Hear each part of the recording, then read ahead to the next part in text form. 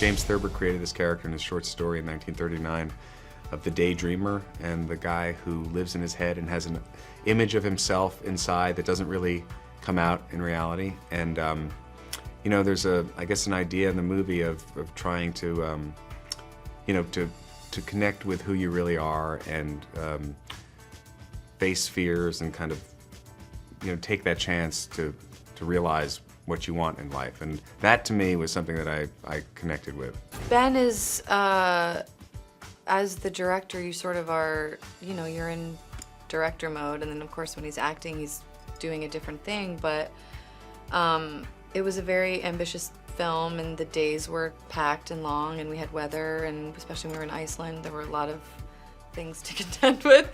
So there wasn't a lot of extra free time to sort of, you know, yuck it up. But I mean, we get along very well. It just wasn't really that sort of vibe. I'm excited for people to see him as a director in this capacity, because I think he killed it with this movie, and I think that he made a really beautiful film, and he's playing a character that I don't think he's really played before.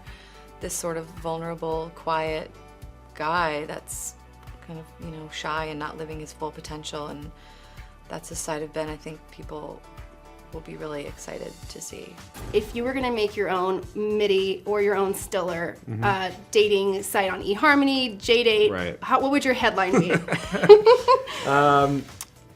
I'd be so bad at that. I'm so happy that my whole dating life and then getting married happened almost pre the internet, really. Because, you know, it's just a different way of having to sort of sell yourself. I wouldn't be comfortable selling myself in that way. And I'm just probably not a great salesman for, you know, nice guy, kind of, you know, I don't know.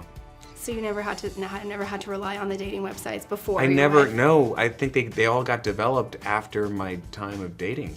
I've never done it, so I don't really know how it works, and I'm sure sarcasm doesn't really work that much in print, I've learned. It did on your site. When I loved do it. interviews, sometimes I'm like, oh, it was sarcasm, it didn't come out that way. I don't think I would be too serious about it.